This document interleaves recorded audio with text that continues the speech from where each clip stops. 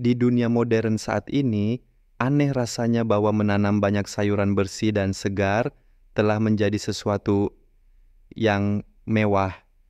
Kita menghabiskan banyak uang untuk pupuk kimia, berinvestasi dalam sistem irigasi otomatis, dan berjuang melawan hama, tanah yang mengeras, serta kekeringan hanya untuk melihat hasil panen kita terus menurun. Kebun belakang rumah, yang dulunya merupakan simbol kemandirian, kini telah menjadi masalah yang mahal dan memakan waktu. Namun, di sudut Amerika yang tenang, ada kebun-kebun yang terus berkembang, musim demi musim, tahun demi tahun, tanpa mesin, tanpa bahan kimia, dan tanpa biaya besar. Ini adalah kebun-kebun milik Amish. Ini bukan hanya tentang cara lama. Ini adalah seluruh ekosistem yang dirancang untuk berjalan dengan sendirinya. Tempat tanah beregenerasi secara alami, air mengalir dengan gravitasi, dan hama dikendalikan tanpa setetes pun pestisida. Bagaimana mereka mengelolanya? Rahasianya terletak pada hal-hal yang paling sederhana. Tak satu pun dari hal-hal ini berharga sepeser pun, tetapi bersama-sama mereka bekerja sangat harmonis, sehingga bahkan pekebun modern pun tak bisa tidak menghormatinya. 1. Pupuk kandang. Meskipun kebanyakan orang merasa jijik dengan gagasan menyebarkan pupuk kandang hewan di atas bedeng sayuran, bagi Amish itu adalah salah satu sumber daya paling berharga yang dihasilkan pertanian mereka. Tak seorang pun di komunitas mereka menggunakan pupuk mentah secara langsung, karena mereka tahu itu tidak berbeda dengan menuangkan asam ke akar tanaman. Sebaliknya, mereka menumpuknya di belakang kandang, membiarkannya terurai secara alami sepanjang musim dingin, melalui hujan, matahari, dan waktu. Aroma kuat dan menyengat itu perlahan berubah menjadi aroma tanah lembab yang kaya dan bersahaja, seperti kembali ke ibu pertiwi. Menjelang musim semi, tumpukan itu telah menjadi humus yang hitam, pekat dan subur. Pupuk kandang yang sudah tua tidak hanya membantu tanaman tumbuh, ia memberi makan seluruh ekosistem bawah tanah, jutaan mikroba, cacing tanah yang pekerja keras, dan jaringan jamur yang rumit. Bersama-sama, mereka mengubah bahan organik menjadi nutrisi murni, yang dilepaskan secara perlahan dan selaras dengan kebutuhan spesifik setiap tanaman. Pupuk kimia, sebaliknya, seperti memberi tanaman minuman energi, kuat di awal, tetapi pada akhirnya melelahkan. Pupuk kandang yang sudah tua menutrisi kehidupan tanah, tanah membaik, dan tanah kemudian memberi makan tanaman yang pada gilirannya memberi makan manusia dengan makanan bersih dan sehat. Tanah di sini tidak pernah mati, karena ia dikembalikan, ia diizinkan beristirahat, dan ia dipelihara seperti anggota keluarga. Akibatnya, tanaman tumbuh lebih kuat, dengan akar yang dalam, daun yang tebal, dan daya tahan alami. Dan begitulah, setiap musim menjadi lebih baik dari sebelumnya. Tidak membutuhkan apapun, kecuali waktu dan kepercayaan pada alam. Itulah mengapa banyak kebun Amish tetap subur, bahkan setelah 100 tahun budidaya, tanpa satu sendok pun pupuk sintetis. 2. Ayam. Ketika musim tanam berakhir, kebanyakan pekebun memulai pekerjaan melelahkan membersihkan puing-puing, mencabut akar, menyiangi, dan mengolah tanah, baik dengan tangan maupun dengan mesin. Tetapi bagi Amish, ini jauh lebih sederhana. Mereka hanya membuka gerbang kandang ayam. Ayam-ayam mereka berbaris keluar seperti pasukan kecil, mengais, dan mematuk jalan mereka melalui bedeng kebun yang lama dengan semangat yang luar biasa.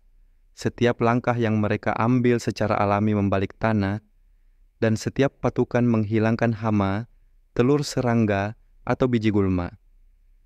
Hanya dalam beberapa hari, kebun yang kusut dan ditumbuhi gulma berubah menjadi petak yang bersih, gembur, kaya nutrisi, tanpa setetes pun keringat manusia. Kotoran ayam yang secara alami kaya akan nitrogen, fosfor, dan kalium tersebar di seluruh tanah seperti pupuk berharga, mempersiapkannya untuk musim tanam berikutnya. Ini adalah keseimbangan yang sempurna. Ayam-ayam mendapatkan makanan bersih dan olahraga yang sehat, sementara tanah dipulihkan secara diam-diam namun kuat. Bagi Amish, musim gugur tidak berakhir dengan mesin-mesin yang bising, ia berakhir dengan kokok lembut para pembantu kecil pertanian yang paling setia. 3. Air hujan. Sementara banyak orang takut dengan tagihan air yang membengkak karena berkebun di musim panas, Amish menyiram seluruh kebun mereka tanpa mengeluarkan sepeser pun. Setiap atap, baik itu lumbung, gudang, atau rumah, dilengkapi dengan sistem selokan sederhana yang menyalurkan air hujan ke dalam wadah penyimpanan besar. Ini bisa berupa tong kayu, tangki beton, atau bahkan tangki bawah tanah, tanpa pompa, tanpa elektronik, hanya gravitasi, ketinggian, dan kesabaran. Ketika saatnya menyiram, mereka cukup memutar katup dan air hujan segar mengalir melalui pipa bambu atau plastik dengan lembut membasahi bedeng kebun. Tidak seperti air keran, air hujan tidak mengandung klorin atau logam berat. pH-nya yang sedikit asam memudahkan tanaman menyerap nutrisi. Di musim kemarau, hanya 1 inci hujan di atap dapat menghasilkan ratusan galon, cukup untuk menghidupi seluruh kebun selama berminggu-minggu. Bagi Amish, air hujan bukan hanya tentang menghemat uang, ini tentang harmoni. Ini adalah hubungan antara langit dan tanah, antara ritme alam dan setiap sayuran berdaun hijau yang tumbuh di bawah perawatan mereka. 4. Rotasi tanaman 4 tahun. Bagi Amish, tanaman bukanlah benda tak bernyawa, masing-masing memiliki kepribadiannya sendiri, kebutuhannya sendiri, bahkan temperamennya sendiri. Itulah mengapa mereka tidak pernah menanam tanaman yang sama di tempat yang sama tahun demi tahun. Sebaliknya, mereka membagi kebun mereka menjadi siklus 4 tahun. Pada tahun pertama, mereka menanam pemakan berat seperti jagung dan kubis, diberi nutrisi oleh kompos segar.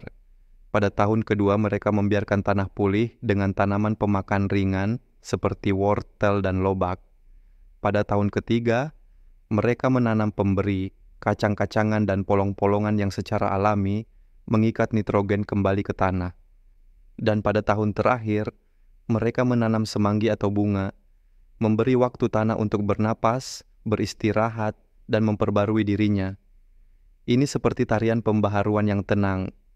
Setiap tahun membawa keseimbangan, memutus siklus hama dan penyakit, dan memungkinkan kebun berkembang tanpa setetes pun pestisida atau sejumput pupuk sintetis. Bagi Amish, ini bukan hanya bertani, ini adalah hidup selaras dengan alam. 5. Menanam 3 saudara. Di alam, tidak semua spesies bersaing, beberapa berkembang melalui kerjasama. Amish memahami hal ini secara mendalam dan mereka sepenuhnya merangkul filosofi simbiosis dalam metode penanaman yang dikenal sebagai 3 saudara, jagung, kacang-kacangan, dan labu. Jagung berdiri tinggi dan kuat seperti kakak tertua, menawarkan tiang alami bagi kacang-kacangan untuk merambat. Kacang-kacangan, lembut dan lincah, melilit jagung dengan lembut tanpa mencekiknya, sambil diam-diam menarik nitrogen dari udara dan mengembalikannya ke tanah. Di kaki mereka tumbuh labu, daunnya yang lebar menutupi tanah, menjaga kelembapan dan menekan gulma. Ketiganya tidak hanya hidup berdampingan, mereka saling menguatkan. Amish tidak hanya menanam tanaman, mereka membangun hubungan. Mereka memilih tanaman pendamping yang melindungi, mendukung, dan menutrisi satu sama lain, mengubah kebun sederhana menjadi komunitas yang berkembang, di mana setiap tanaman memiliki peran, tujuan, dan tempat untuk menjadi bagian. Woodjani menggunakan mulsa alami. Meskipun banyak orang masih berjuang setiap minggu dengan cangkul dan sekop untuk mengendalikan gulma, kebun Amish seringkali terlihat seolah tanahnya diselimuti selimut tebal dan nyaman yang terbuat dari bahan alami. Jerami, daun-daun kering, serbuk gergaji, kulit kayu, dan bahkan jarum pinus yang dikumpulkan dari hutan. Mulsa ini tidak hanya menekan gulma, ia bertindak seperti sweater hangat bagi bumi selama musim kemarau. Bahkan, sering terlihat kebun Amish bertahan 3 minggu tanpa hujan, namun ketika Anda sedikit menyingkap jerami, tanah di bawahnya masih lembab dan kaya. seperti kue coklat segar. Keajaiban sebenarnya terjadi saat mulsa terurai. Ia memberi makan jutaan mikroorganisme, menciptakan ekosistem bawah tanah yang dinamis, tanpa herbisida, tanpa pupuk sintetis, dan tidak perlu menghabiskan setiap malam untuk mencabut gulma. Karena ketika tanah dirawat dan dilindungi, ia akan membalas musim demi musim dengan kelimpahan, keseimbangan, dan ketahanan yang tenang. 7. Membiarkan tanaman menumbuhkan benihnya sendiri. Satu hal yang membedakan kebun Amish adalah perasaan bahwa mereka hampir tumbuh dengan sendirinya. Ketika musim panas berakhir, Amish tidak terburu-buru mencabut tanaman lama. Sebaliknya, mereka membiarkan tanaman tertentu, seperti adas, ketumbar, atau selada, berbunga, menghasilkan biji, dan menjatuhkan biji-biji itu langsung ke tanah. Biji-biji kecil itu beristirahat sepanjang musim dingin, tidur nyenyak di bawah dingin. Kemudian, saat musim semi tiba, mereka tumbuh tepat di tempat dan waktu yang seharusnya kuat, beradaptasi, seolah-olah mereka mewarisi keterampilan bertahan hidup dari tanaman induknya. Tidak perlu membeli benih baru, tidak perlu melacak tanggal tanam, tidak ada persiapan tanah yang rumit. Kebun menjadi organisme yang mandiri, bijaksana, berirama, dan selaras dengan alam. Di dunia saat ini, di mana manusia sering mencoba mengendalikan alam, Amish mengambil langkah mundur, dan alam merespons dengan keajaiban yang tenang. 8. Menyimpan benih. Di sudut tenang rumah Amish, Anda mungkin menemukan rak kayu yang berjajar dengan toples kaca. Tetapi di dalam toples-toples itu bukan selai atau manisan, melainkan benih yang disortir dan diberi label dengan hati-hati secara manual. Tomat, varietas manis, 2009, kacang polong, tahan kekeringan, dari kebun kakek. Amish tidak hanya menanam makanan, mereka melestarikan kenangan. Setiap benih dipilih dari tanaman terkuat, paling tahan hama, yang beradaptasi sempurna dengan lingkungan setempat. Mereka mengeringkannya, menyortirnya, dan menyimpannya seperti pusaka untuk ditanam lagi musim berikutnya dan disempurnakan lebih lanjut. Seiring waktu, varietas ini menjadi lebih tangguh, lebih beraroma, lebih dalam berakar di tanah. Dan yang terbaik dari semuanya, mereka tidak bergantung pada perusahaan benih komersial atau berisiko disandera oleh kenaikan harga atau ketergantungan kimia. Mereka memiliki kebun mereka, mulai dari tanah hingga benih, secara harfiah dan sepenuhnya. 9. Menanam berdasarkan fase bulan sementara. Kebanyakan orang modern membuka aplikasi cuaca untuk memutuskan kapan menanam. Amish hanya melihat ke langit. Mereka tidak terpaku pada layar. Mereka mengamati bulan.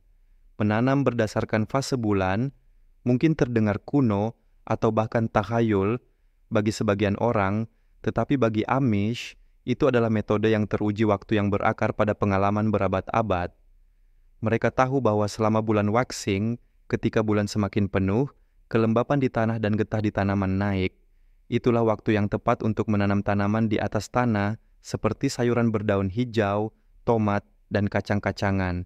Selama bulan waning, ketika bulan mengecil, kelembapan ditarik ke bawah menuju akar, sehingga ideal untuk tanaman umbi-umbian seperti wortel, kentang, dan bawang. Dan ketika bulan gelap, mereka tidak menanam sama sekali. Sebaliknya, mereka memperbaiki bedeng kebun, menyiapkan tanah, dan mencabut gulma. Dengan menyelaraskan diri dengan ritme alam, mereka tidak memerlukan kalender cetak atau analitik data yang rumit. Kebun mereka berkembang pesat, panen mereka datang tepat waktu, dan mereka tetap selaras sempurna dengan Ibu Pertiwi. Kebun Amish bukan hanya tempat menanam makanan. Ini adalah ruang di mana hidup melambat, di mana orang mendengarkan alam, dan di mana kearifan leluhur diteruskan. Setiap baris dirawat dengan tangan. Setiap benih dilestarikan seperti kenangan.